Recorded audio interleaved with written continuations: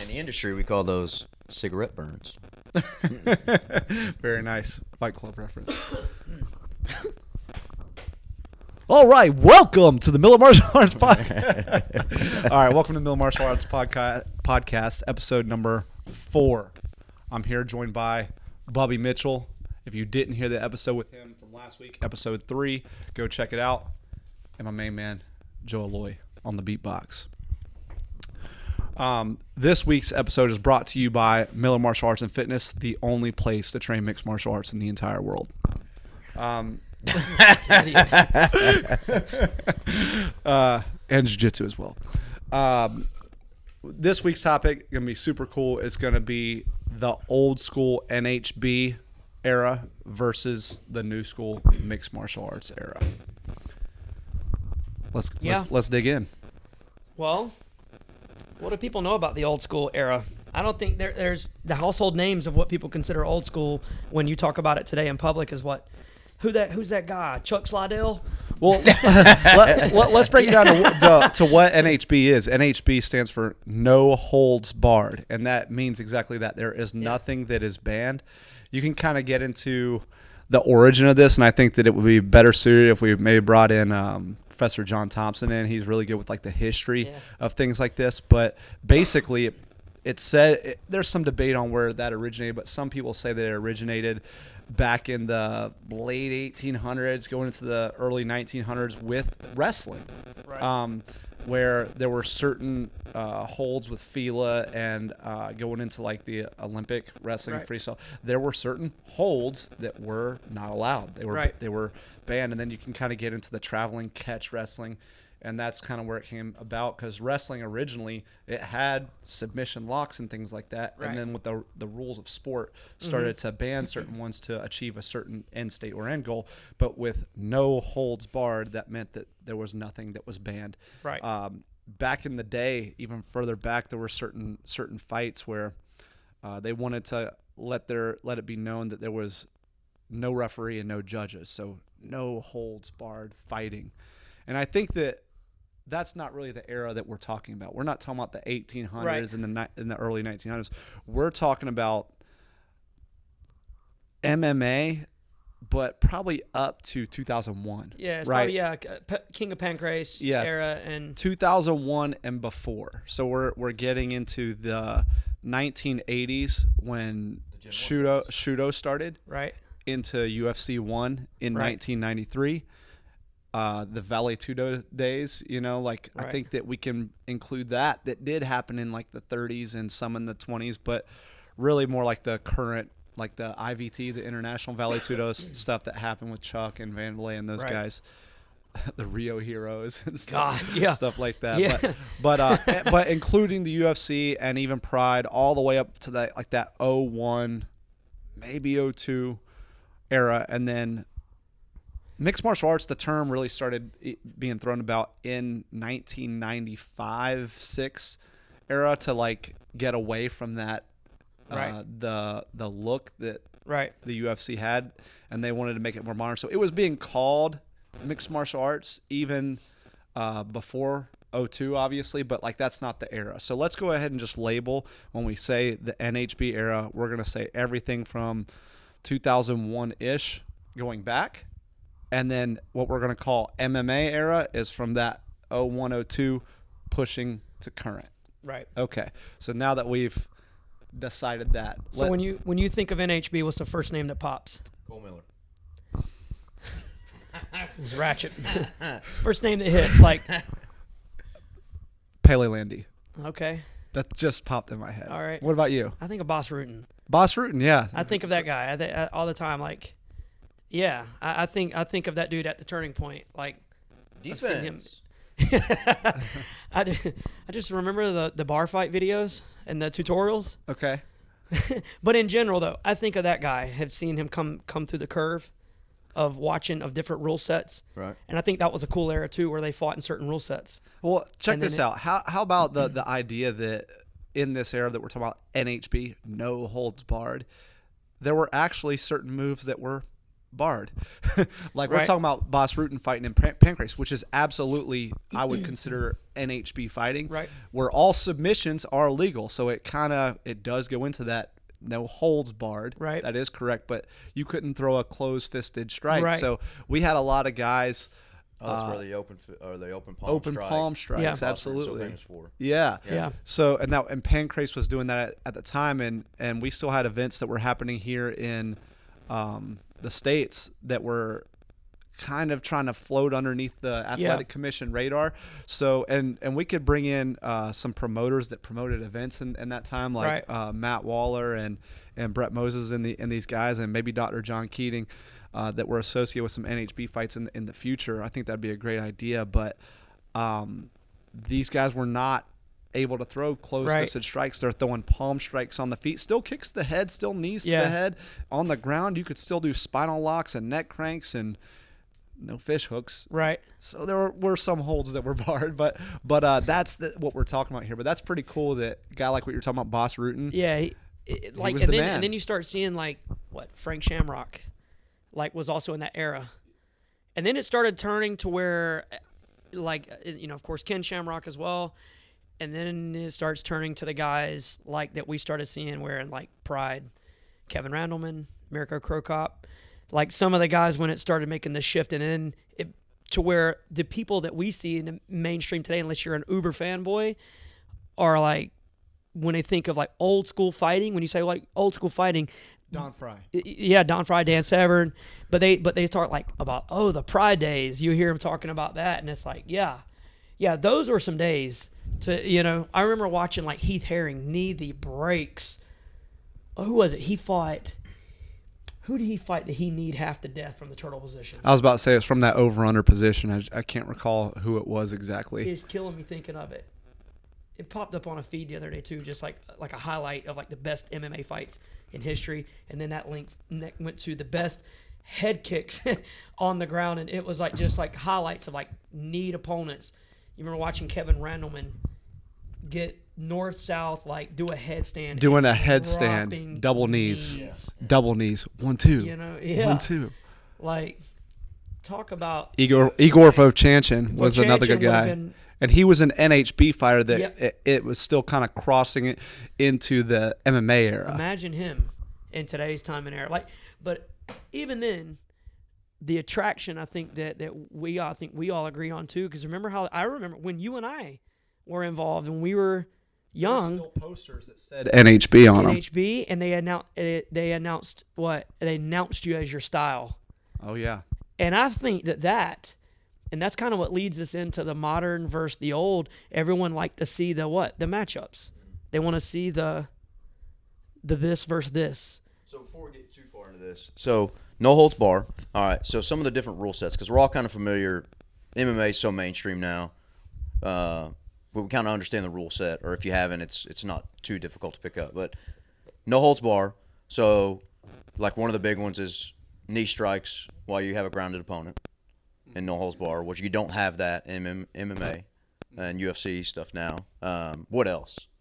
Soccer kicks to the head. Yeah, soccer kicks to the head of a grounded opponent, stomps. Back in the day, in some organizations, headbutts were legal, like the UFC, like the early days. Headbutts were, and going back into the fights in Brazil, the Vale Tudo fights. The Lucha Libre style, like freedom fighting. They were they were doing a little bit of pull your ear off, nothing like that. There was hair pulling in the early UFCs, and groin strikes were legal, and fish hooking, and there was just no biting. Damn, that's where you make your money. So, in the NHB era, we're talking about rule sets now. There was different rule sets. We had the Pancrase style fights. We had the UFC style fights. Shudo, the oldest and longest lasting mixed martial arts organization that's still going. I believe they started in 86 or somewhere around then. The professional, what they called A-class fighters, you still had a standing 8. So if you struck a fighter and they just collapsed, like they got dropped, the referee would come in, stop you from pursuing me as you drop me, and he would give you the count to be able to get up. Now, if I was striking you and you're going boom, boom, boom, and you're falling and like you're bracing, Right. it would continue, and you could finish with a knockout with like ground and pound or something. And that was a little bit odd because it was kind of referee's discretion. Hey, that was amateur MMA not too long ago in Georgia. Right. They kind of used that as the formula. Standing counts for if you flatline, you floored somebody and didn't follow them. Yeah. If you, walk off, they'd give you the count, and it was like CTE has entered the conversation. It was like, it was like, I was like, man, this what a time where you wear shin guards, but they give you the count. Yeah. Like, what are we doing here? No ground and pound, but they give you the count. Yeah. Like, what are we doing? What are we doing?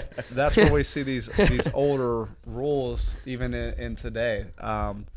So pancration style, the Vale Tudo, or really no holds barred fighting that was happening in the early UFCs and in some other countries. The Shudo style that we just mentioned, the Pride style, which permitted knees to the grounded opponent and kicks to the grounded opponent, but did not permit elbows. Okay. Yeah. So a So thing there that wasn't you can't throw elbow strike to the back of the head like in UFC. Correct. But there you couldn't throw an elbow, period. no elbows, period, standing Wow. or on the ground. And then the reason that is, I think, is the same reason that they stopped doing headbutts in America. The cuts were just happening too much. Also, the brutality and the way that it looked, that was a big complaint. That's like why Senator McCain and a lot of these guys were pitching to outlaw NHB or MMA fighting at the time in the U.S. But another thing, culturally, in Japan, they don't like Vaseline. You are not permitted to put Vaseline on your face at all. That's just a cultural thing, or do they just like, I don't like it, so I'm not going to use it? I mean, it's something with their culture that they don't allow it for any of their fighters. Like that's not what they do. Gotcha. So when you get the contract and when you understand the rules, no Vaseline is to be applied. Not a little bit by your cornerman outside, or not a little bit in the locker. None. It's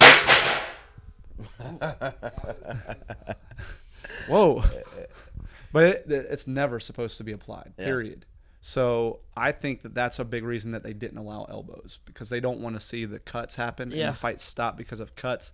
They want to see it stop by what? A true finish. That's right, yeah. Something that is a submission or something that is a knockout, not something that is left to the what would have happened if it was the doctors weren't here. And Bellator even adopted that in the tournament fighting. That and I don't know if it's still implemented now, but at one point there were no elbows in tournament fighting in Bellator until the finals, for the same reason. They were like, let's lay off the cuts, let's get a finish here.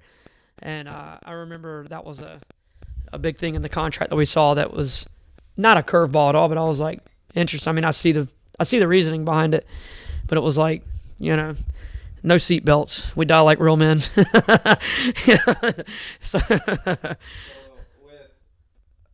That's all there might have been some other variants of rules, but let's get into modern mixed martial arts with the rule set. What do we got? Well, you got the rule that's changed the most over the years when the unified rules is, of course, the point of contact with kneeing. Now it's load bearing. At one point, it was anything besides the soles of your feet. You could not, if they fingers on the ground, but they told you don't play the game.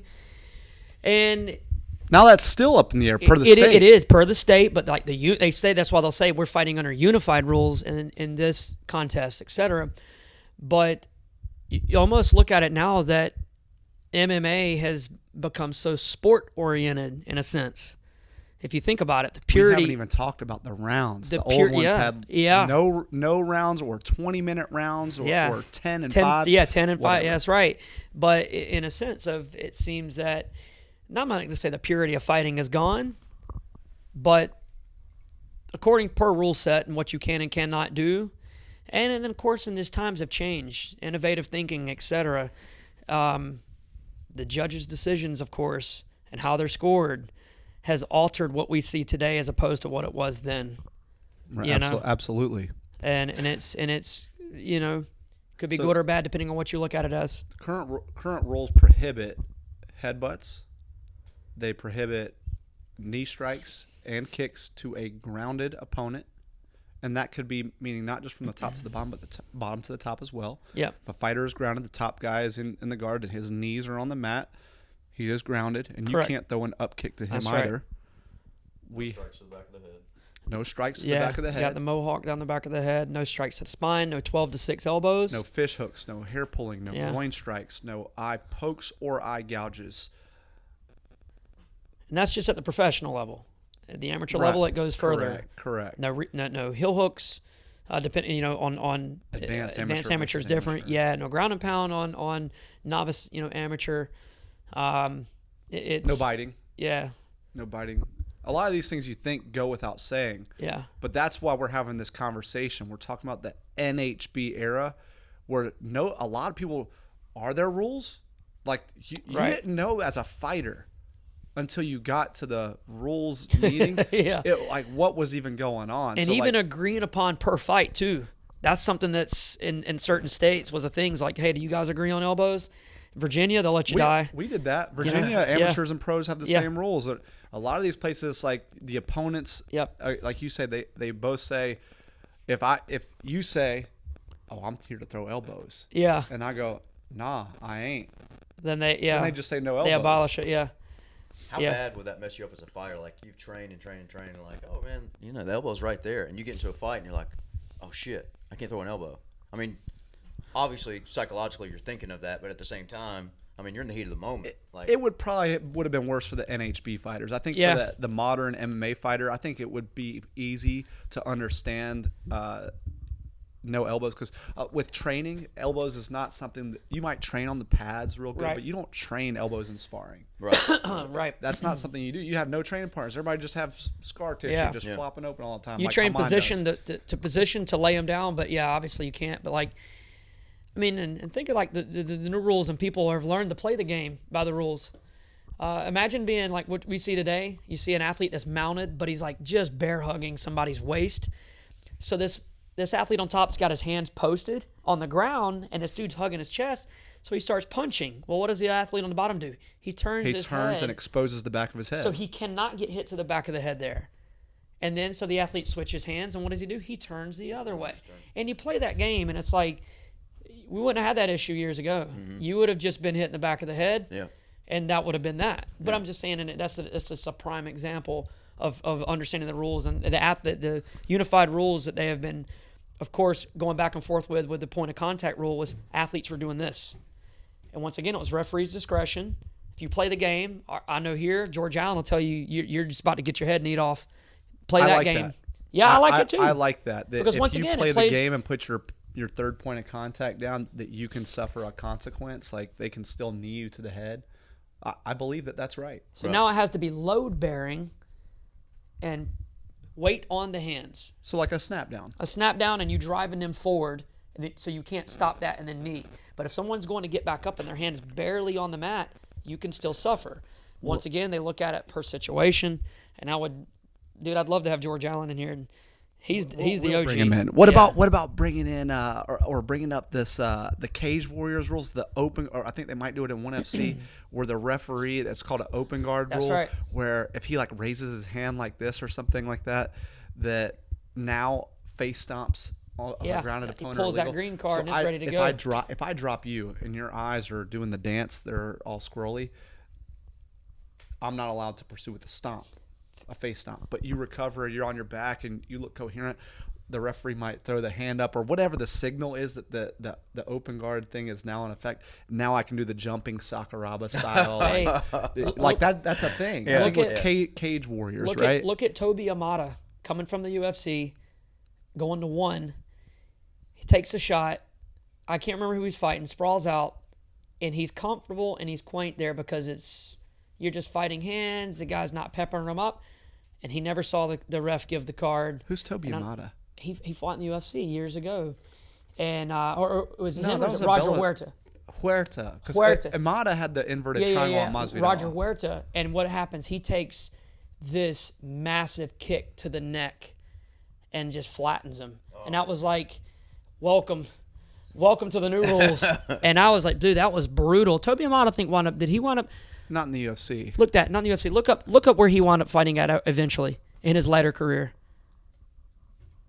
But anywho, but it was like, imagine that. That was like the go back in time rule set change. Now it's like, hey, this is the difference in rules, and that's what we see. Like, look at where you're comfortable in unified MMA rules, and then imagine shedding a few of those rules off when it hits the ground.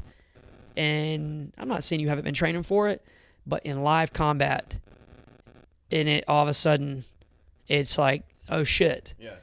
This soccer kick hits me shin to neck and flattens me. Yeah. Like, man.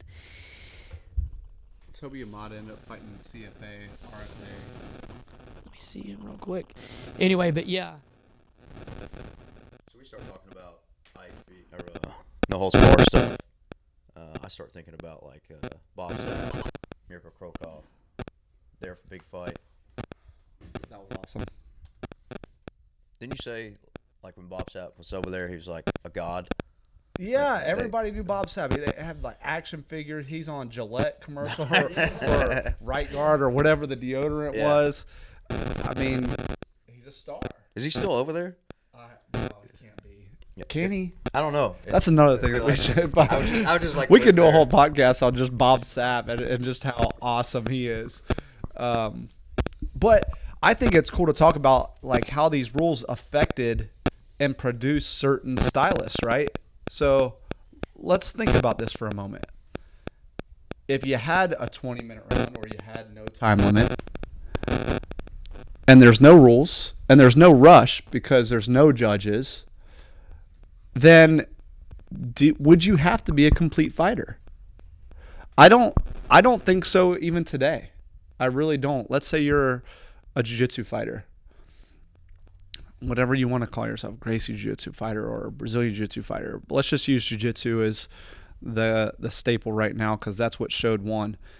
And you train what I would call real jiu-jitsu, meaning you're training jiu-jitsu for fighting, with strikes and all that stuff. You don't have any stand-up really, but you're willing to play the distance. Stay away, make this guy come to you, and then engage with your takedowns, work a guy to the ground, or run in and pull guard. Let's just say pull and guard too. But you're controlling posture. You're throwing the old school heel kicks to the hamstrings and the kidneys, but you're really breaking this guy down. What do you think? Do you think that today, against a modern fighter, but a jiu-jitsu guy's training like a fighter would today, but he's just focusing on jiu-jitsu against the modern fighter, but with no rules and with no time limits, do you think that he could have some success? Yeah, I think some of the old school guys who chip away like that, and that's something like.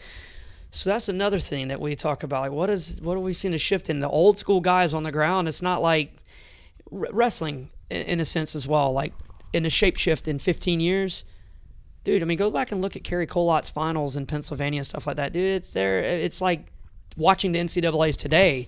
So old school, like even then, like jiu-jitsu then, I think for example,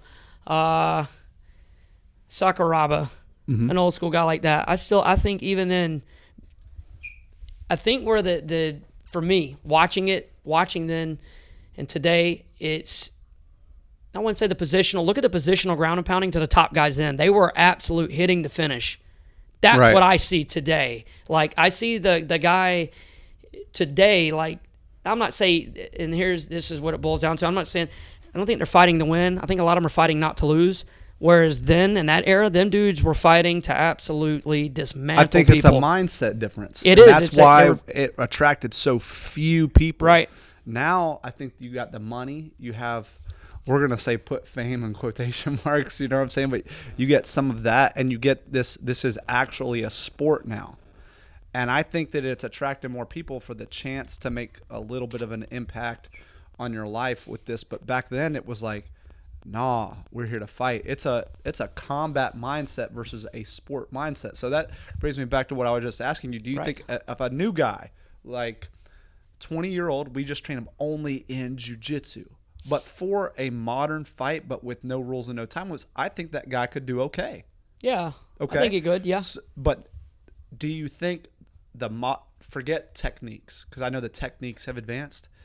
Do you think if we put a modern martial arts fighter with the way that they're trained now, and we put them back in the old fight with no time limit, no judges, do you think that they all would do great? I don't think they would. I don't think they would, and I think it depends on the fighter. On the fighter, of course. It always depends on the artist. Yes, right. Of course. It's there's some game guys out there who I think who it's like when you look at them, you're like, man, you would have been a savage. You would have been an absolute perfect fit then, and per that rule set. You know what I mean? It's two different things. That's what we're so, talking about. Yeah. So a lot of people think, oh, this guy would kill this guy back then. Well, maybe if we're talking about techniques, because right? Those advance over time. But we're talking about, all right, we'll bring these guys and we'll make them time travel to today, but we're fighting under their old rules. It's a different mindset of the guys now. So these guys are here to win. Those guys were there to destroy and finish. Right. And I think the way that the rules happened and the judging happened, it shifted the way that the modern martial arts trains. So you go to a super team, American Top Team or Jackson MMA or, Team Cesar Gracie or AKA or what's the one up in Canada? TriStar. TriStar. You go any of these teams, and they're putting in a lot of fighters on the fight cards today. And what happens? This guy lost a decision, right? He lost a decision. And the judges that are watching don't really have a good idea of who won. But they said that this guy lost. Your guy lost. So what are you going to do? You're going to go and you're going to start training this athlete to fight according to what the judges want to see, even though those judges don't know what they're looking at, right? Now, how messed up is that? That you as a professional fight team, you know that the techniques that they did were good, and you know that your guy won under the modern rule set, but that judge say he didn't. So now you're going to take that data and you're going to go, well, we don't like losing. We don't like making half as much money, half of almost nothing, or this guy can't survive. We need this guy to win. So you're going to start training him according to this outcome. So now you start training these guys to do what you in your heart know is probably not right, or only for this specific rule set with these types of judges that don't know what they're judging. That's kind of jacked up. Yeah, but that morphs how we train, and that gets into how the modern fighter, like you were saying, what do they all look? Oh, they all look the same. The same. They're very generic, and it doesn't help that they fucking dress them alike either. It's like playing with a whole bunch of Ken fucking Barbie dolls. And I'm not saying that, but yeah, absolutely. It's so I think, and that boils down too. So just like going back to what you said, you have a great fighter who's done everything right, but he just didn't get the look and the nod from the judges per the judging criteria. So you as a coach go, where does your heart lie? Do you go back and train this guy according to a rule set? Because that's how innovative thinkers develop over time. Look at BJJ. We've seen that. BJJ went on a tear for a minute. The jiu-jitsu scene where people were turning their heads on it like, this. I'm not watching this because these guys are not competing to win. They're trying to win by one advantage. So then what happens now? The sub-only platform comes back in. They change the rules. They change the rules. The sub-only platform comes in. And then what happens then? Overtime becomes a thing. I physically watched my own eyes someone at a sub-only tournament bear hug another person and hold on for life until they got to overtime. So what did he do? He gamed the system. So, and it's like, but do you go to bed at night? And this all comes around to crazy to a person, per individual. Like, do you go to bed at night knowing that you did everything in your power to put someone away, or you just survived until you got to the overtime to where they started you in spider web or back take or guard, you know what I mean? So it's like, it comes back down, I think, to the individual, and that's you, where you align yourself with what team. And you know this well as I do, like there were some teams out there who are known for putting some dudes together who can get after it. But even inside those teams, you got people who skate by. Like when people talk about, they talk about John Fitch the same way, like blanketing, and they talk about some, there's other fighters out there that are like, if you want to see a finish, this is not who you're watching. You know what I mean? But you respect the dudes. And then it becomes a point in modern MMA, you're like, I just want to see who can fucking get out from under the dude at this point. Like Khabib right now. I was just about to He's bring him imposed up. His will so much, and he may be a lay and pray What's fighter. his finishing rate? He beats the shit out of people. But people act like this is one of the most brutal fighters of all time. Right. Maybe in his past three outings. Right. Look at, I think he had like 8 decision wins or something like Yeah, that. and This Al guy was Iaquinta took it to him, and that was what I think startled some foundation. Other people like, hey, this dude on a day's notice come out of the woodworks and was putting volume. So he did somebody's homework. But I think a lot of people now just want to see who can now Tony Ferguson getting ready for this fight. Somebody amazing. Stylistically that's going to be a bit odd and different for him, and who's a good wrestler himself. I'm looking forward to it, and who's not afraid to stand in front. That dude's a warrior. That dude will go to war. Oh, yeah. So I'm looking forward to that. That talks about the mindset. And That's right. I'm not saying Khabib doesn't have that same mindset. For sure. This is another good question. We're talking about we were talking about bringing in the old school fighters to today's mixed martial artists and changing the rules. How about talking about today's mixed martial artists? If you just took the same guys, the same top level fighters, let's take a champion, the top 5 guys in every weight class for all the organizations, and let's just change the rules and say, you're going to fight 10-minute rounds. Bro. The same guy that is champ now, the number one Right. guy in the world would not be the number 1 guy in the world with just longer rounds. Or let's remove one weapon, like elbows, like in Pride. Right. The same guy that is current champ in the UFC with just one weapon or tool removed would not be the champ. Right. Or let's add headbutts. Yeah, right. Mark Coleman today would be the heavyweight champ of the world. Yeah, no shit. Yeah. That makes sense to you, though, Nah, right? for sure. And it's like, so what do you do? Like, what happened today? Like, what is it? Like we talked about with distractions, lifestyles, money, but all that shit, that material shit, boils back down to the human. But I will tell you the most respect that I have, like when I talk about like Khabib, the most respect that I have for that dude. Look at some of your guys who are like hard to shake, solid foundations. That dude's like home values and hit overall, like how his upbringing is. Look at the world championships last year in wrestling. Out of 10 classes, 6 of like the world champions came from a fucking 10-mile radius in Dagestan. Mm. What is it? What about that area makes them different in general, as far as a person themselves and what they value as treasure? You know what I'm saying? So anyway, it's like a guy like that, though, man, like I really do believe, I wonder what the rule set would be like if they did open the gates to a guy like that, who is a very honorable fighter. But Khabib. I mean, that's why he was suspended in New York for coming out of the cage, because Conor McGregor talked shit about his dad for so long, Right. and about his family. He's like, I'm prepared to die in here, and now I'm going to stomp you, your fans and friends outside the ring for making fun of my dad. Like that stuff. So I think like we talk about per fighter fitting in old school versus new school. Yeah. I just think that there are, so to say, I mean, now everybody, the general population, when they see that guy fight, they just want to see somebody like who can get out from under this guy. Mm-hmm. Yeah, but why do they got to get up and get out from under? Because of the rules. Yes, because of the rules, Now, right? So that's where Khabib does his best work, is when he gets the takedown. You know that if you're going to win the round, you have to get up. But that's what he's relying on. You trying to get up. That's right. You just so sink that's yourself deeper that's into when he wears on you and your arms get tired and then the punches come, and that's what happens. What if a guy like Tony Ferguson, a guy that with this combat mindset that we're talking Right. about, you take him down, as you're taking him down, he just falls down. And he's not even trying. We're talking about 2 guys playing 2 different games now. Right. Like one of you guys is, I'm not saying he's catering to the judges, but his style caters to the rules. His style does. Right. And the other guy, you could put him in a hour-long fight, no time limit, no rules, no weight classes. That's what I look at when I see Tony Ferguson. I see this guy who has great wrestling, by the way. Right. He's Yeah, really good wrestling. Comes from a wrestling background. So this isn't a contrast of wrestling versus jiu-jitsu. I don't want to feel like I'm putting that off. But you have this type of guy who trained all the weapons, elbows and knees, great wrestler, black belt in jiu-jitsu, guard player, top player, just a brutal fighter.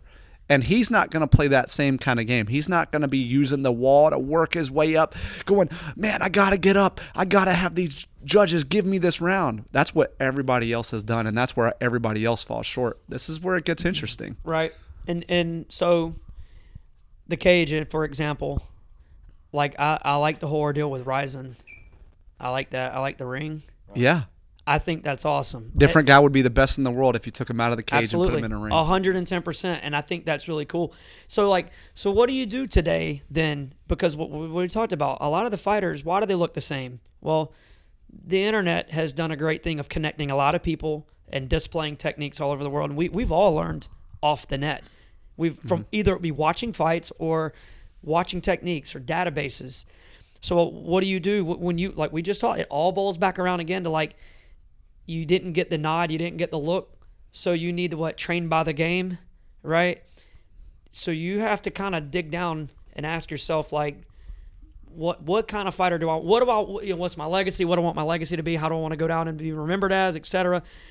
Can I take this mentality and make it a world championship, technique database, so to say, enough to get the nod and enough to put people away? So what do? Do you train all out batshit crazy? I or know do you train by the rules and you try to get the inch by? So, that was gonna be my question for you two, is both fighters and coaches. Now you got kids that are coming up in the modern day. Were you guys not in the the no holds bar era, but like watching that and then coming into the modern area, and you've kind of seen both sides of it. So as fighters and coaches now, how do you put a fighter in that position where it's like, hey man, we've got to fight by these rules. These judges suck. We know this guy. How do you play that game? Who are 3 fighters that chose not to play the game? 2 are the Diaz brothers. Right. They were taking losses in the modern rule set from the judges. There were some fights, like I think of the Nick Diaz. He had a couple string of decision losses in his UFC run, but I think specifically about the Sean Shirk fight. It was a split decision for Sean Shirk. But Nick stuffed almost all of the takedowns, almost all. Had some good entanglements on the ground where he was the guy that was doing more damage. Didn't take too much damage himself, but Sean Shirk was running at him going, shh, shh, shh, like making a lot of shh, shh noise. And he looks the muscle shark. That's what his nickname is. Yeah. So there's certain, like the judges, just like when 2 guys enter the fighting format, oh, this guy looks like a comic book character who's a hero who's injected himself with all the steroids in the world, and this guy doesn't look like that. So I think that there's just a natural bias with just people that they're just going to look at what they think of the guy looks like, and a guy that looks like an X-Man character, I'm probably going to pay attention to you a little bit more. That's right. I'm Now probably a just problem cleansing the palate between rounds. And so a guy like Nick Diaz, who's using a good jab, who's not making a whole lot of noise and covering the distance, and these shots don't look bad. But then a guy who is hitting nothing but air, going shh, shh, shh, swinging with all this stuff, they give him, oh, that guy's being aggressive. Well, so was Nick's. But instead of Nick adapting to the rules, he was taking these L's, and what did he do? He just kept doing his thing and figured out, maybe I need to stop these takedowns. Same thing with Nate. Remember when he moved up to 170 the first time, Roy McDonald, Stung, Gundong Kim, and Dos Anjos and these guys. But even though there was some like kind of personal contractual stuff, and he probably didn't even want to be there, and the money plays a factor too. But style-wise, what did he do? He just was like, all right, I'm just gonna figure this out, and I'm gonna stay to my style, but I'm just gonna get better at wrestling or punching with more power, or whatever. Maybe less volume, more power strikes, or on the ground go for control a little bit more to lead to submissions. Jorge Masvidal did the same thing. All split decision losses. His face looks pristine. The other guy's jacked up. And what did he do? He didn't say, I'm going to win the rounds. No, he just kept training with what he believed his style should be. Right. But he figured it out. And then he just started getting more finishes. But then you have the other end. Right. With what Joe and what we're talking about is where the super coach goes, no, we got to win the rounds. And so you morph the fighter. And that's where we're starting to see these guys all be the same. And so NHB, modern MMA, if we're going to label this as like the modern formula to make a fighter good, who are the guys that are standing out right now? the guys that resemble a little bit more like the old NHB fighters, right? Right. Masvidal. Everybody knows the Diaz brothers. Yeah. You say Diaz brothers, you could really have only maybe seen them fight twice, and you were probably drunk at Buffalo Wild Wings. Yeah. So you ain't never paid attention to them, but you know who they are, right? Just throw out like a champ's name. Current champ. Let's talk about current champs. How about the last Stylebender? Not Adesanya. Okay. What does he look like? Do you think he looks like everybody else? Does he the mold? No, see, that's the thing. No. He's broke. Yeah, and that's what we talked about, how generic everybody looks, and what now he's getting the nod from people from as far as just fan viewership because of why he looks different. He looks different. Let's talk about UL so that way we give some shine to a wrestler, a guy with sure. a wrestling background. Dude, he is not the MMA mold either. No, absolutely He fights not. different. And Yeah. like these guys that are different are standing out. And I think that this is where we're going to start to see mixed martial arts. We talk about cycles, it's cyclical. Right. Everything is cyclical. That I think these guys that are purists, now they trained modern mixed martial arts. They do the same things that the guys that all look the same do, but they focus on their whatever their thing is, whether it's Damian Maya Jiu-Jitsu, Right. whether it's Their specialty, Israel whether- Adesanya striking, or whether it's Yoel or Khabib style wrestling. You're focusing on your main strength. I think that this is what's coming around Sure. right now. Sure, because I mean, like we talked about it before, man. And God, dude, I saw something this past weekend. This is the era that we're in right now, and we've heard this before, and you've heard super coaches saying this too. It's just a thing. It's like they want to sway, and everyone's understanding, especially in a decision. It's there's 3 people inside of that cage. And when it comes down to some of how the coaches are teaching and training, you need to make it a 2 versus 1. You need to get the referee on your side and have him giving you the look. You know, nobody wants the referee to have to talk to them. You know what I'm saying? Oh, I hate it. I hate So it. your job is to understand that. So how far, you know, like when we talk about training a fighter, how far do you dive into the rules before you start taking them out of a killer style and putting them into a sport style? You know what I'm saying? This past weekend, I'm not going to mention any names, but I watched a dude lose a clean decision, and I heard it. He goes, "Hey, get your hands up." And the kid was just like, "Oh," and the kid puts his hands up.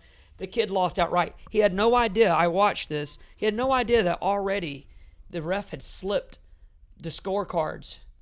They had already slipped them through. The hand raising was done. They had that dude. The decision was already made. But it took about 15 seconds. "Hey, get your hands up." And he gets his hands up, and it's like, once again, it's the art of like playing the sport. So much to the sport that there now is like sway the judges, look good. We spoke of this in the past. So did Nate Diaz. Spoke of this in the past towards Joe Rogan. Was like, you're giving these dudes all this love. But he's like, I'm a tall guy. When I get hit, it looks more dramatic. I know you that got long struggle. hair. Clay Guida. It looks more dramatic. Yeah. Oh, you wear white shorts and you got a cut. Now you look covered in blood.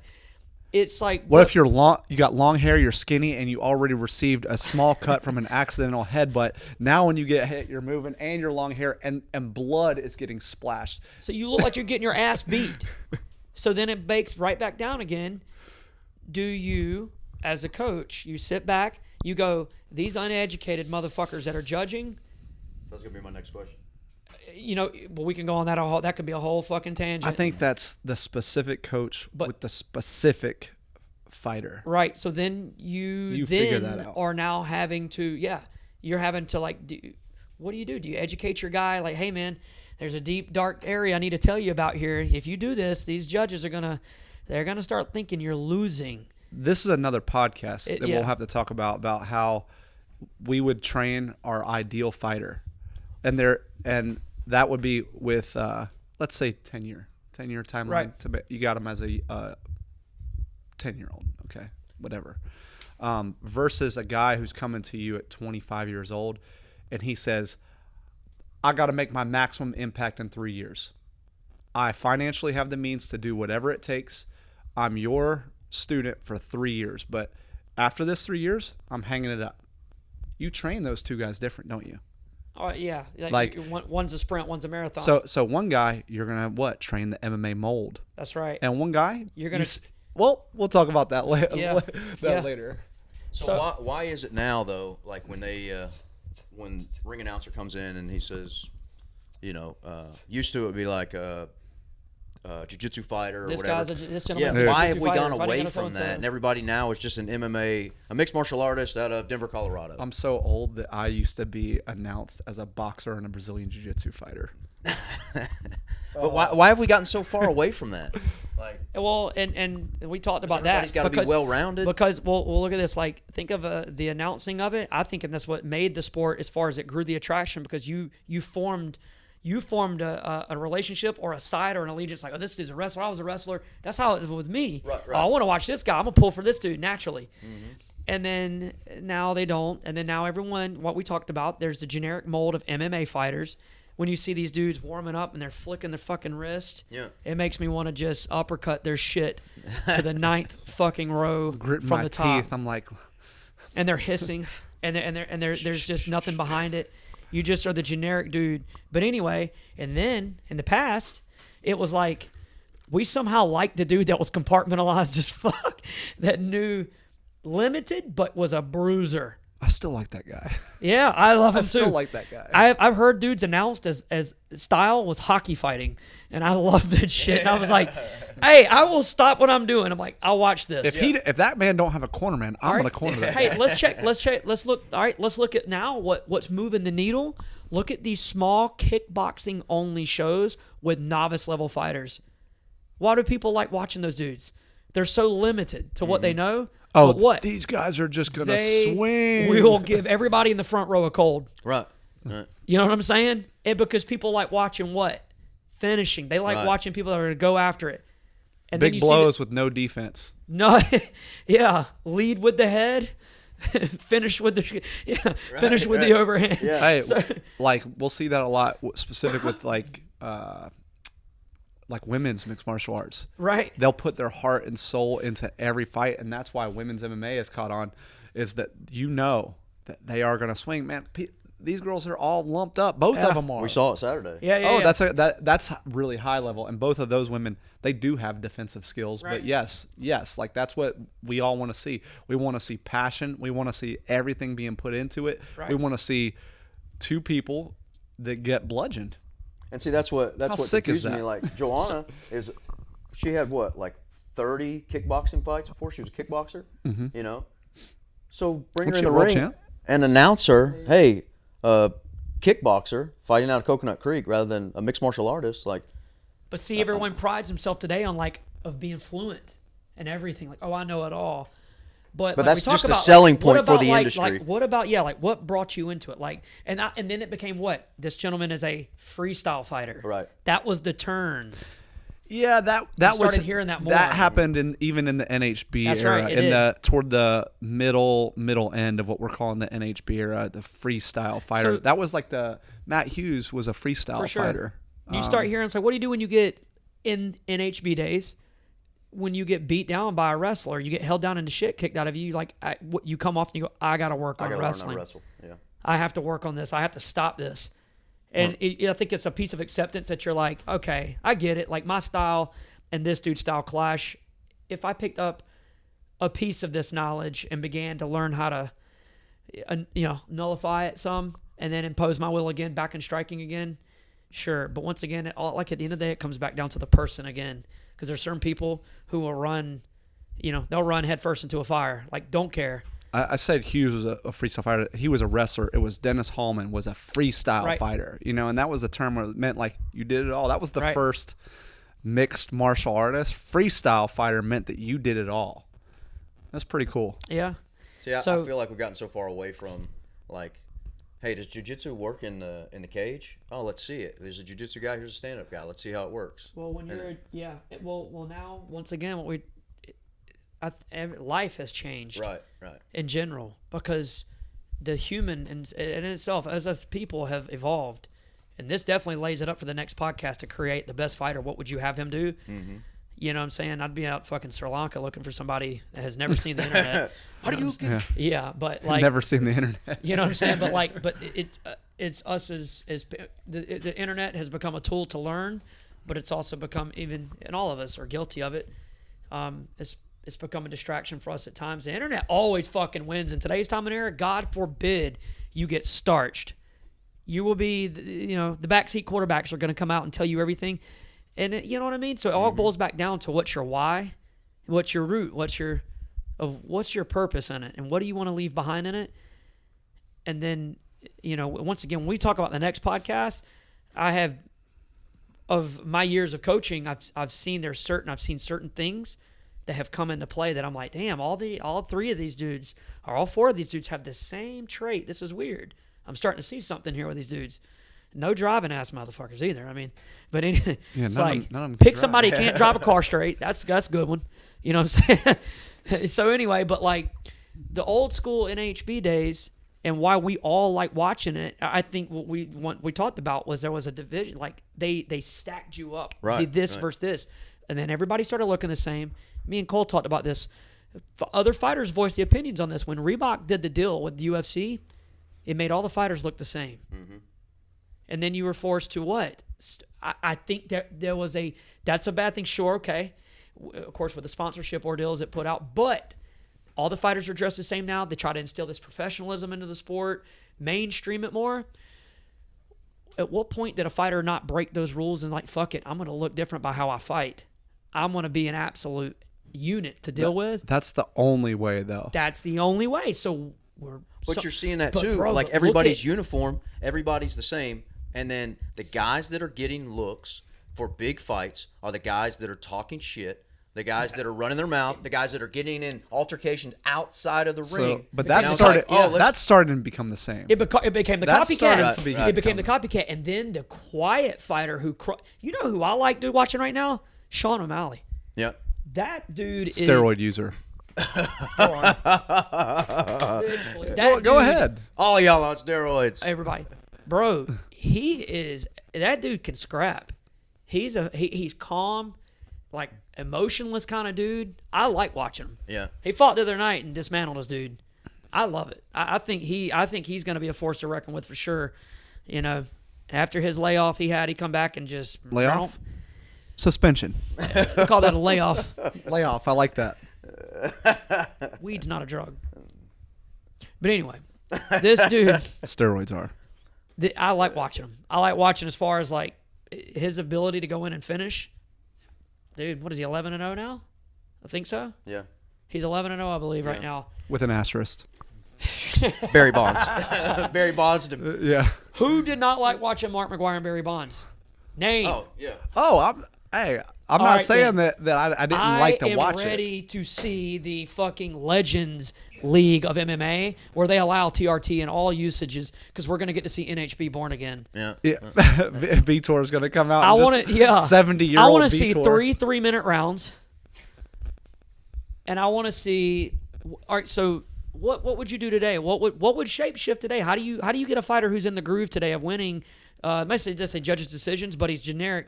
What would you do to shift that up? Take away his comfort level but that's only going to pertain to certain fighters. You know what I'm saying? Take away his comfort level by what, allowing certain rules to happen again. Certain. I think you focus on with a narrower scope, and you focus on. Or do you start on a whole new finishes. generation and fucking train them from the scratch back to how it used to be? And you got 8 judges scoring but I say back to how it used to be by a different rule set. Will the rule set today? Would kicks to the head change everything? I think if you had to worry about a motherfucker I think so.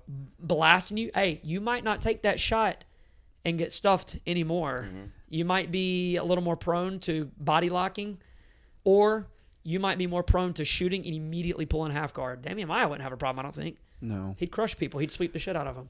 But how do you take the fan aspect out of it? Because you have, UFC's worldwide. Obviously, it's grown exponentially. But you have the guy, and we've all seen it, the guy that's yelling, "Stand him up!" I like that guy. I understand that. Shoot the half. He's in guard, right? Half. But you have those guys that are like, and then the fans play into that, and the ref's like, "Oh shit, everybody's booing. Hey, you guys get up," and he's in a good half guard or something like that. So you've got to take the fan out of the dictation, and it's gonna. If you did that, if you changed the rule set, if you changed what the fighters are allowed to do and everything else, then you're pretty much. I think that you can't take the fan out of the equation. I like what you're saying, but I don't think it can happen because the fans are the ones that spend the money. And That's what I'm saying. Yeah, everything goes towards dollars. Yeah. Like so the drive for this uniformity and like, hey, there's no fighters union. There's none of that stuff. You guys are going to walk the line, and if you step out of line, you're gone. Because there's 1,000 other you guys that are waiting in line to get your shot. What is it now? So what are you seeing now that's making a hard run? Bare knuckle. the bare knuckle right. boxing. Bare knuckle, because people are like, fuck it. I want to see a finish. I want to see somebody get diced up. Which in But a you know way what? is also that's one of the predecessors to NHB fighting, right? I mean, like if you want to go back, back in the day in the 1800s, bare knuckle boxing is one of the first variants of NHB. So now you're seeing that full circle, like you guys are saying. Huge deals, yeah. And then you, This bare knuckle boxing is not bare knuckle boxing though. They're wrapping their wrist.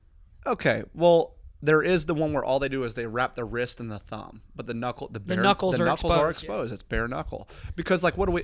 So look, I think it is bare knuckle still because the thing is what do we not want to do is the same thing in MMA where you don't want to see fights stop to cuts, which is why they eliminated headbutts. You don't want to see bouts stop to broken hands. First off, that's still happening. We just ran into Felony, formerly known as Crazy Horse Charles Bennett, at the fights this past weekend when Homer crushed Bubby's Fire. Give him some love. Homer Mangrum. Okay. 1-0 now as a pro. So solid performance by him, but ran into Felony. Oh, it was a split. That dude was a straight TIE fighter. Who? The guy fought. Who? Homer's guy. He was straight TIE fighter. Like, yeah. Like, Okay. You didn't see him on the ground? Let me get my point. Go ahead. That was old school MMA, dude. But Felony, he had a bare knuckle fight, I guess it was 4 months ago or something. Yeah. He broke I think it was his left hand in the first round. Then in the third round, he broke his right hand, and when he hit the second time, he just collapsed. But I think with the bare knuckle boxing, they want to reinforce the wrist so they have fewer fractures, so we can actually see these guys the fights fight. go on, yeah. So yeah, it's not like the old school what do they call it, Queensland rules, Yeah. but it's still there. What about Old Cooter's a hater. I want to see him go back to hitting bodies, like you're talking about. Yeah. Queensland. Yeah. Because that's what you can't hit him in the head if you're gonna break your hand. Understood. And so then you look at everyone looks at Muay Thai today. Like we look at. So what do you see? You see point karate. You see full contact kickboxing. You see international kickboxing rules. Full contact karate. You see full contact karate. Then you see K1 rules. Then you see Muay Thai rules, and the rules get looser and looser, right? What you're allowed to do, etc. Clinching, kneeing, elbowing, and then what's above that one that they look down on everyone? Lethway. They're like, oh, you're cool. You do Thai fighting? That's nice. All them rules and gloves. This is the real deal here. This is where it works. And they're headbutting. left way, you can headbutt. way. Yeah. Lethway, yeah. They're fucking Burmese boxing, if you will. I was just about to say that. They're crushing. And they're like, and it is trying to take root in mainstream now. But apparently, dude, there's a documentary. They take a 2-hour boat trip. They meet the Burma's military in the middle of this forest, and they switch hands. And then they take them the rest of the way to the fight. And it's like this private fight. It's like the most heard of thing. They documented it. It's really cool. But I saw You that. can watch it on Rambo. Huh? What? Same thing happens on Rambo. Oh yeah. God, Sorry, man. fuckers. That's too old school. John see? Rambo. in NHB. Oh, I think he said Rainbow. Oh, John Rambo. He's selling, Oh, yeah. right, he's selling, I thought you were talking about selling rainbows. Okay, over there. okay, yeah. You trying to get your free vacuum cleaner out of the deal? Yeah, yeah. Rambo. Yeah. But yeah, that one was the best one to me. Yeah. So that's old school back up in the new school. But then, so at what point does it turn to where what do all the new guys say? As the new guys, but the purists, what do they say? That ain't a sport. That's just fighting. Old boxing coaches will tell you that. Wrestling coaches too will say oh, you're in the MMA stuff. When they were snatching these guys out of their sport and they were making the turn, they're like, that's not a pure sport though. That's not purist. They like purity. Mm-hmm. Let's have a solidified set of rules and let's make this pure. And people started fighting to the rules. Yeah. Let's give some jiu-jitsu some shine. So at the Georgia State Championships, some local guys from Perry that all crushed it, all cross-trained jiu-jitsu and wrestling to some degree. So that means they're grappling year-round, essentially. Yeah. Grappling is grappling. That's what I think. Sure. But then you get pushback from some of these coaches. They say, don't do jiu-jitsu. We don't need all that funky stuff. We don't need all that, that they think that a wrestler who trains jiu-jitsu is going to go pull guard. What if he gets mixed up and goes to his back? Right. That I've heard that a lot. Oh yeah, exactly. So it's heard that a it's lot. funny when you see when a wrestling coach, maybe like you, will see the value in just grappling you around because you understand Different. body awareness and Absolutely. mechanics. It's not like you're going to do an arm bar or try a guillotine Look at- choke, but it's cool to see that Perry High School had like 3 guys that crushed it. Or 4 guys that crushed it, that all cross-trained jiu-jitsu. And then we had some local guys at Veterans that did great. And then some of the guys that I'm just now putting out, they've already hit a really good start by cross-trained jiu-jitsu. The cool thing, I mean, and we're starting to see it. You know, now purists. obviously you have the Go to Gordon Ryan, and the Pat Downey little thing they just had going on. It's not going to do anything besides make wrestling and jiu-jitsu more known. I think it's cool that they're not going to say bridging, because it's common, but in the NCAA's last year, jiu-jitsu was mentioned. The word was mentioned a lot. That's cool. It was mentioned a lot. It's pretty neat. It's like it's becoming, not to say more household, but it is. It's becoming more of a thing, because let's look at it like when you this is once again where your heart lies on some stuff. When you talk to people that are just like as oblivious as all hell get out, don't know shit, and you're like, what sport is that? Oh, it's jiu-jitsu. And in their head, they think like traditional martial art. Like they hear this snazzy kind of name, and they don't know that it's like rip your fucking arm off, gritty, grungy. It's wrestling. It's grappling. It's physical. Some people just don't get it. They don't know what that term is. But now it's becoming more of a thrown around term in the wrestling world. Some good, some bad, but bad publicity is better than none. You know what I mean? They're when people like Pat Downey tech Gordon Ryan quick, but Gordon Ryan Wouldn't let him tap. Gordon Ryan wouldn't let him tap because he technically didn't. He had a power half in, but he's like said it like he'd injured it. It's like his knee or something in that position. It was kind of and his shoulder. Anyway, yeah, he said it in an odd positioning. Anyway, and he wanted to be able to continue and do the next match. So he's like, he said he's like tap me. He's like, I didn't have you in a submission. I'm not like, he kept on going.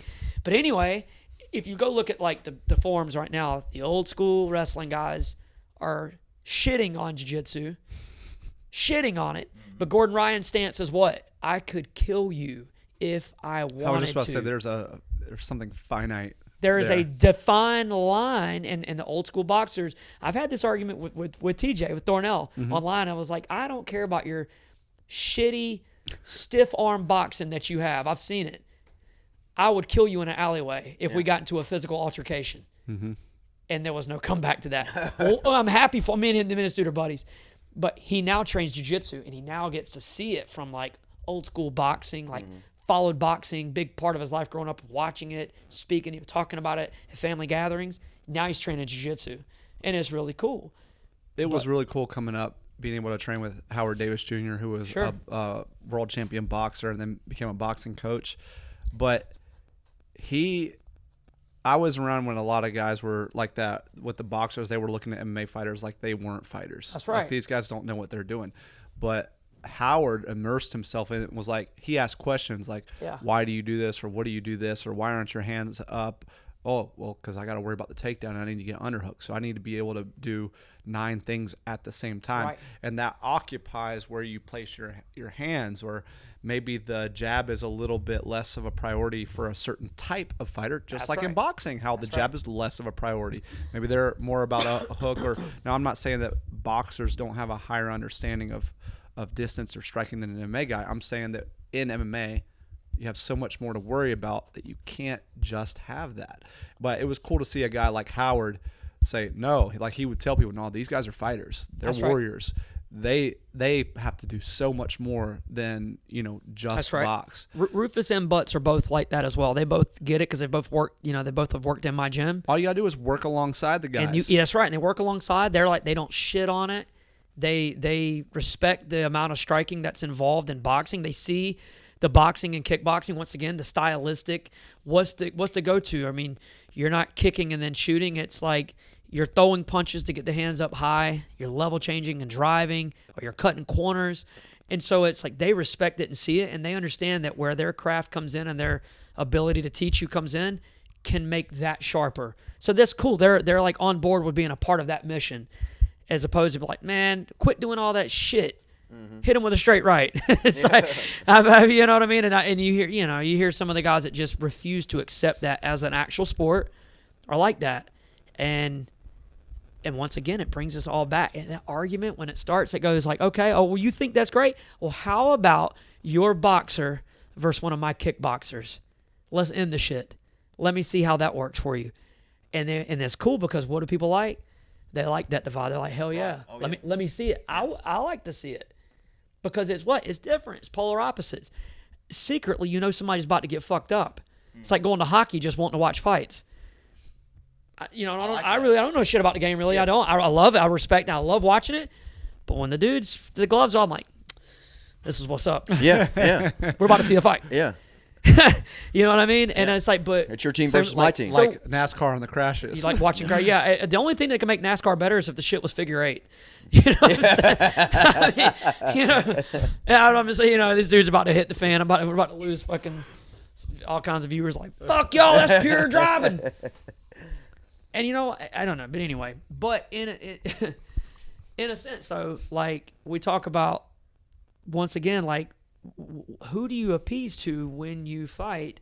We know this. There are certain fighters like Masvidal. I think we can all agree that we're glad he's getting the praise he's getting right now. Like with 16 years fighting professionally, and he's now he's not his name. Right. When he's been a name in the scene, he's been a motherfucker to deal with. Nobody wanted to fight him. Nobody. But like you're happy to see that because he's like the saving grace. Can't wait to win a split decision and get my face gnarled up all for this W. And it's like nobody wanted to fight him. And then Henry Cejudo, like, it's cool to see him. He's a fucking go getter. He'll get after it.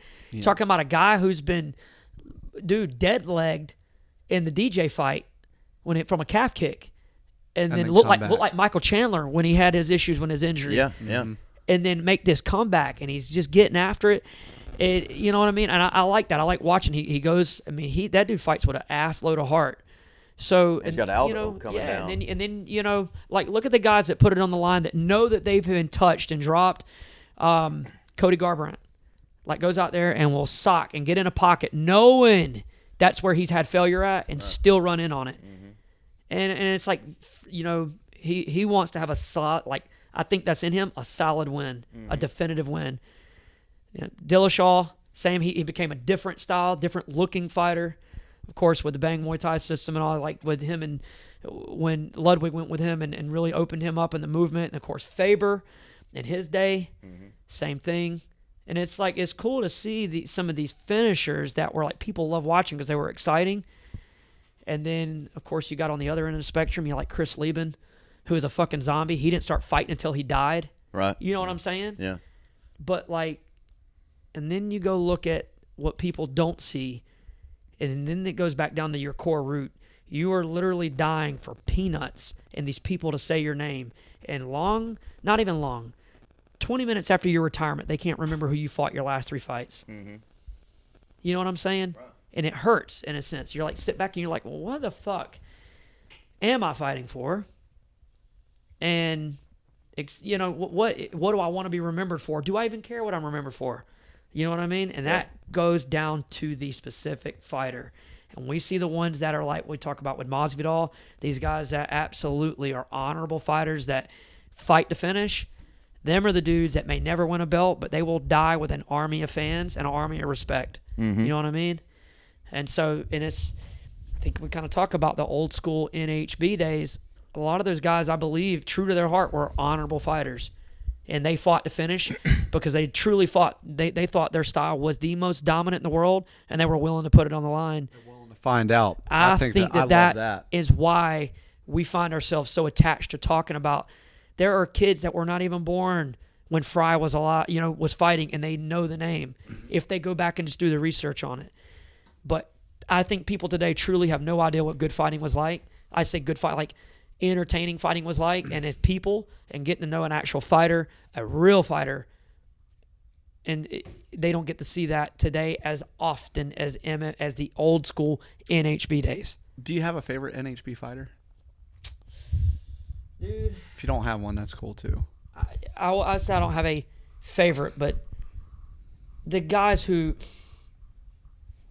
I would say a guy who I liked, who I grew a ton of like respect for, I guess, you know, I don't know. I take that back. I really don't have a favorite. I like watching the whole fucking era. Same. I don't have really a favorite. dig I that. like watching the era. It's like because I could say 30 names, Right. And I'm like, oh, like, you know, We like watching- I think Sakuraba could possibly be my favorite, Yeah. you know, because he kind of obviously he went into the MMA days too. He kind of bridged the gap. But if I had to say straight NHB, maybe Hoist, You're gonna say Wally Dismail.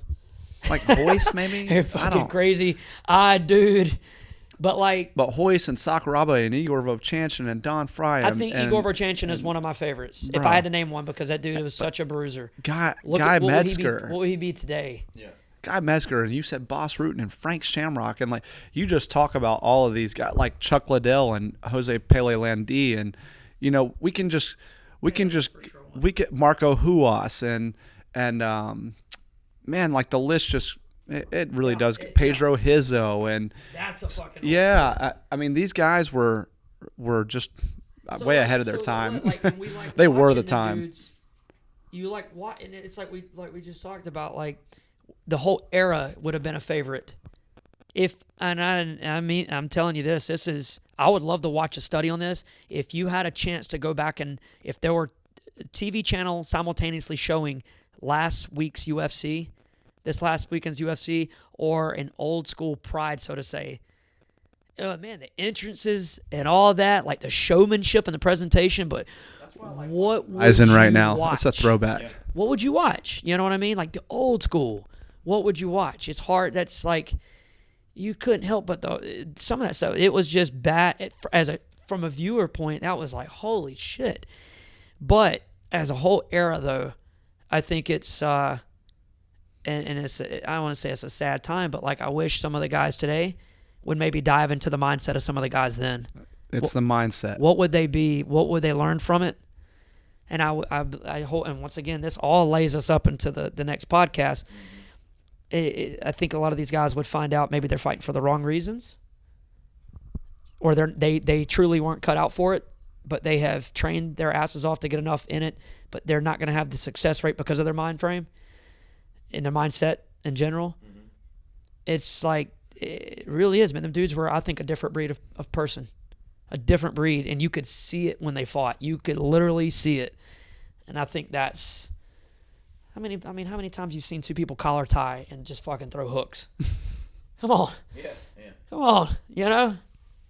And it's like that, I think Now is going to say, yeah, bro, stand in there and bang. what I want you to do this round is go out and collar tie the guy dead in the center and start throwing hooks. Lay in his clothes guard and drop headbutts down until he can't see anymore from the blood pooling in his eyes. I mean, Yeah. can you? Hey, I would want to be a fly on the wall in Militich Fighting Systems room years ago. Because Pat Militich, he's somebody that should be mentioned. Sure. World champion. He's a guy that was a NHB fighter, you know, but then he had a team that made other NHB and then later MMA fighting champions. I mean, who all was associated with them? I mean, the main people were what? Like Tim Sylvia, Jens Pulver, Yeah, Matt Hughes. You know what, Nick Worry? Was yeah, he involved? yeah. Yeah. No, he was a Quest guy. Quest guy. He was a Quest Yeah. guy. That's another team. Yeah. That was another Bombard team that was badass, good wrestlers. Yeah, they were one of the old school super teams. Yeah, and then who today is comparable to Pat Militich's team? If you could name one team, I would name with the Top room. team. I mean, like American Top Team, Gym of the Year. I think that Militich Fighting System. What were they? They were the Gym of the Year essentially. Right. Every year, you know.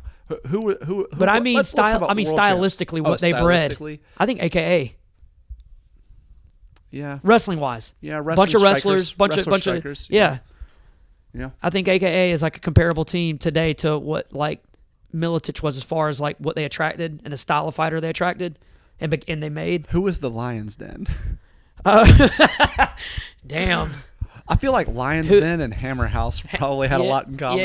They were just one was like more striking and one was more wrestling. But I think anyway, like, yeah. Now, yeah, she won the age. So like, Okay. so with that though, with today, like, would say, do you think that there is a way to turn the tide today? What do you do today to turn the tide, to bring back I wouldn't say the honor, but maybe the style of old school without changing the rules? What do you do today? You spend more time working with specialists. More time. I'm not saying like Which specialist, but it doesn't matter. Like Yeah. you know, I'm saying I'm saying it doesn't matter which specialist, but yeah. You need a guy who can train you on striking to finish. So you need like a coach that builds power, a coach that breeds hitting without being hit. You need to spend more time with a submission expert, no matter what grappling style. Right. Just use jiu-jitsu. You're not going to want to spend the time working with a world champion who's known off of winning by 30 advantages in a row. You Right. know, like you're going to No, want to for spend sure. time who is also a finisher, but have that coach. Could be a guy from the old day too. It doesn't Sure. have to be a guy killing it now, but a guy who is focusing on getting to positions where finishes can be done, and then spend some time with another guy who is a submission specialist. But the more time you spend with a specialist and not an MMA guy, I think is the way to do it. I agree. Well, and I think from a overall level, you to make the change without changing fans, without changing the whole, mass producing fighters and things like that, you have to change the scoring. You have to change the judging, having 3 judges, because as you've seen in the last as you've seen in the last month of fights, you look at John Jones' fight. I mean, he did enough to win. Did he win? I mean, you could argue that all I day. don't care if they would have called it a draw. I wouldn't care personally. But if you change this, I think they're getting a rematch. yeah, I think they're going to Yeah. run it back. Okay. But with the scoring, you have one judge that throws a ringer in there, and now it's like, oh, he won the fight, Whereas now if you have there should be 5 5 judges, judges. you have 8 judges, Yeah. and then now it's going to change the whole style, because it's like, oh man, 8 you're not, judges, 1 per side Yeah. of the It's- octagon. yeah, Are we allowed to say the word octagon? Probably gonna get sued in here. I don't know if copyright, I can say. copyright I infringement. don't know if I can say it. But I think that's how you change the trajectory of, hey, you've got this guy, because now you got a guy who, it's not about cage domination or Sure. like how he pushed the pace or anything else, because this guy's a ground fighter. Right. He doesn't need to push the pace, right? Right. He wants to take you down into deep water and finish you. So, you have judges that are like, oh man, he laid on his back for 4 minutes. He didn't do anything when he just held the position and was throwing elbows to the forehead. Like, that's the part that gets me. So I think from there you have to change how it's fought. I mean, how it's scored, and then you have coaches that are like, okay, well, we can't score this way because we can't win, because they're playing this game, like you said, playing the game of, okay.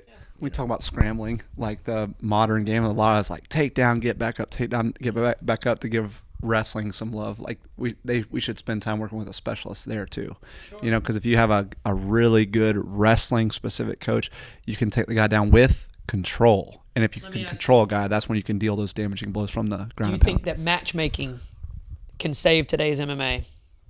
Matchmaking as far as stylistic matchups that like this past weekend when we saw the highlights of it, nobody was happy with that. Everyone thought it was going to be a barn burner with Yoel and Adesanya. I think everybody was expecting it. Oh yeah. But what did Adesanya say? He had a dance partner that didn't want to dance. Right. It takes 2 to tango. I think the number 2 guy should fight the number 1 guy, and I don't like seeing these number 4 guys fight the champ. Even Right. if the number 2 and the number 3 guy have already fought the champ 3 times over and lost, I don't think the number 4 guy has a right to fight the champ. And I think that comes back to dollar signs and what you're talking about, like, can matchmaking save it? I think that matchmaking is hurting it, to be honest. And I don't think that a turnaround for matchmaking is going to say. I think that this machine this wheel has gone so far over No, that for sure. we can't grab a hold of this thing anymore. I think that if it's got to ultimately be changed with the fighters at this point. Sure. And that's like it takes longer to change with the fighters than it does with the judges. Correct. But it's got to be, once again, it's a mind frame. And that we know this as gym owners. We know this. You have fighters don't pay the bills. So it is charity when you work with Fighters can't pay their bills. No, How are they going to yes, pay no. our bills? But as far as I'm straight up. So when it comes to then you have your gyms that produce the generic fighter because they are the generic person.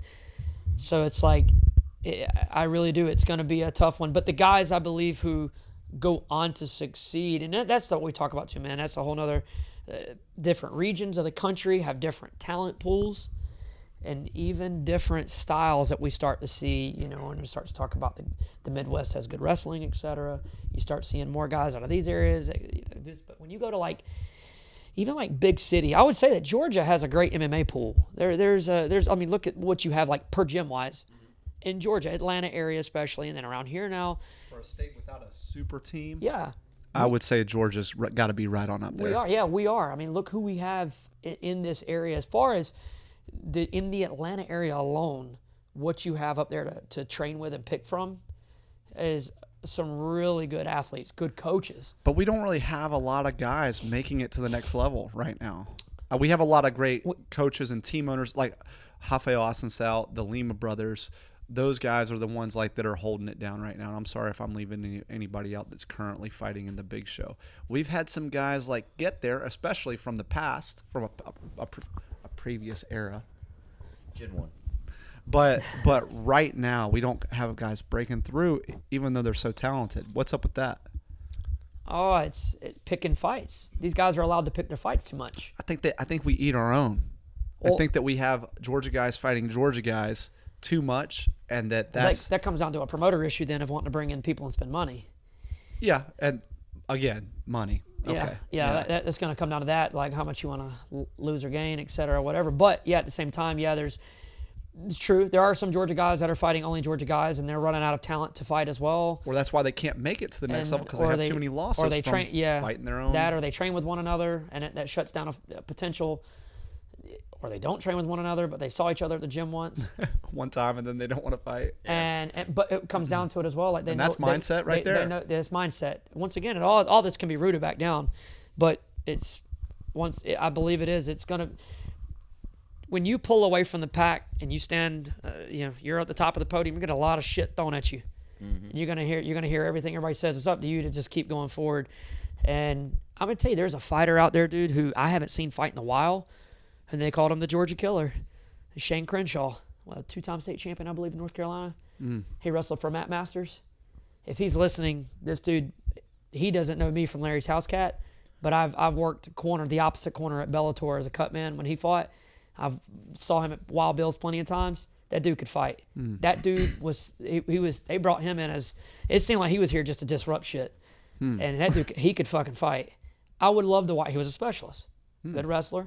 And impose his will, beat up people, just gritty, and everyone loved watching him. He'd fight anybody, from what we saw. He was fighting all the guys that everyone wanted to watch that, and it was what a time to watch it. It's like Wild Bills, and Wild Bills was still packing the house out. And anyway, though, man, and then all of a sudden it became the rankings, and then, Kevin Smith, one of our guys, won the belt, and the rankings actually didn't change for a few years. Kevin got offered fucking 4 years later to fight the same people, which is great to see them guys still in it. But I was like, why not pull some outside talent in? I want to see these guys get to the next level. We all want to see. The wheel just keeps turning, though.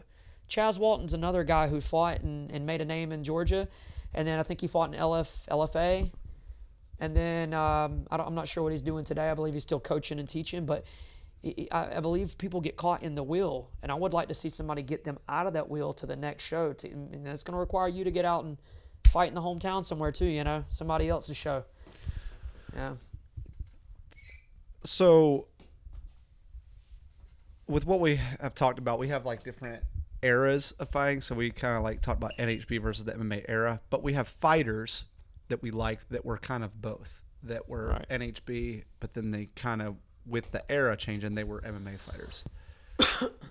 What is your favorite era as far as and we'll narrow it down to which specific years of MMA or which specific years at NHB.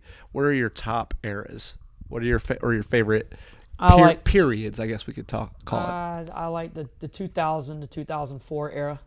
I like that generation as well. Pride and UFC both? Pride and UFC both. Okay. Mainly Pride. Pride. I like, but I actually didn't take that back. The UFC as well, but I really like it. Once again, Pride is what kind of. But then when we saw this too, man, we had Japanese pro wrestlers involved with Pride and everything as well. And everyone knows about. You hear fixed fights get brought in as far as. The Yakuza was running it, so they had some fixed stuff. Yeah, it was fixed stuff. They built superstars though, so the showmanship was attractive. But I like watching. I like watching like Carlos Newton Okay. and these guys, and who didn't like watching them guys, dude? And it was So kind of in that bridge of the NHB into MMA era. into is your MMA. favorite. That was my favorite. What about you? Like I said, when I think back on, like if I sat here and Googled Pride fights, like Krokoff coming up, and Bob Sapp, So Pride era is your favorite?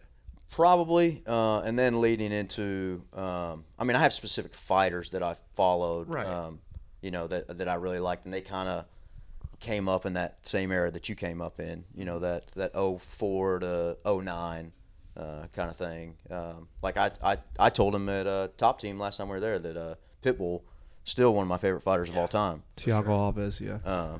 So I mean, like watching him come up, and now he's branching out and going bare knuckle and doing that stuff. But like, yeah, that 04, 09 when Tough was like, big and things like that. Like I remember, staying up late and like, hey man, 10 o'clock, Tough comes on, like, and so yeah, that 04 to 09 kind of era. Yeah, for me, I like of the NHB. I like the old school UFC 1 through 6. Right.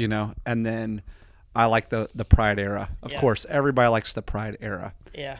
I'd say if we had to pick UFC specific, I like some of the period that I got to fight in the post Tough era. Sure. Yeah. And that could be one. I was on 5 or whatever, but like that 2005 Bonner versus Right. Griffin Ultimate Fighter 1 through 2008. So like a 8-9, like that's like 4-year gap, like I thought that was where we started seeing these other shows start coming around. We saw Pride was still running all the way through like 07 or something like that. And we had the Affliction shows come in. We had the Yeah. Elite XC shows come in. We had the, what was it called? Show FC. Dude, do you remember? And do we you had- remember even involved in that era? Do you remember what came out that tried to make a run at it? Yama. Yama, the pit fighting. Yeah, Yama Yeah. had. I almost That- bought the the Yama cage. The half pipe. Yeah, I almost bought the Yama cage. It was a cage? It was a cage, and it had a like a padding. Okay. Commentated for it. Yeah, a padding Okay. that went around that was almost kind of like the Bowl-shaped. Yeah, it kept you from laying on the fence and being on the fence, and it kind of kept you in the middle, kind of like the World Kickboxing League, That's right. Okay. just with walls. Remember that? And even that world, what is it, WKL? What, World Kickboxing League. yeah, they made their it was that. Yeah, they made their little run at it as far as like bringing back kickboxing. Remember how they showed it? It was like at a fucking shipping yard on like the water, and there'd be like 16 people there cheering. And then they brought the two fighters in, and they're and it's like, damn, They had, dude, like, look at this shit. t-shirts It's with like the Pete fire Spratt over here. torches. Bodog. I didn't mention them. Yeah, Bodog was That's another one. also in that like 05 to 09 or 2010. In that Yeah. 5-year span, all these shows came about to try to do something. We had the IFL was a yeah. show that existed. Remember, too, that was kinda cool in that same MTV, Snoop Dogg and all them was involved in that. What do they call that? Brian True Goldsby. Life? True Life. Talking about the BET or The BET, yeah, the BET one, yeah. What was it called, dude? I knew a guy that fought on it. We had a guy who tried out and whatever, went to the big tryouts up there, and he got picked for Goldsby. He got picked for Right. like Ludacris' team or something. And anyway, yeah, it was like you had stuff like that going on, and That was all in that post-Tough era. Yeah. The 05 to 2010 it was cool, era. man. It like really all those shows we you know? just talked about. So, for our listeners or viewers, I just like advise you guys go and watch all this old school NHB fighting. Watch as many shows as you can. The stuff that you guys think is new today has already been done by some of the greatest fighters of all time that you just don't know their names. Go check it out. 93 is when the UFC one started. Go watch all those and go watch all the Japanese MMA. Watch Shudo, watch Pancrase, watch Zest, watch tag team MMA, dude. yeah, Yeah. go watch the Pride and the IFL. Go watch as much MMA as you can and just kind of see how this thing has progressed. I think the history of of the progression is its own thing, and it's not something that's talked about very often. A lot of people don't know it, but with the internet being what it is now, even if you're downloading through a torrent site, get this thing done. Get UFC Fight Pass. They're buying up everybody's content to show like all this old school stuff. So you have all of it at your disposal. A lot of you guys are sitting there working a desk job right now, and you have the means to just go ahead and search that stuff up on the computer and, make that money while we learn more about MMA. So get it done. Thanks for tuning in. Closing comments? I got nothing. That's great. All right. That was good. Yeah. Well, see you later. Touche.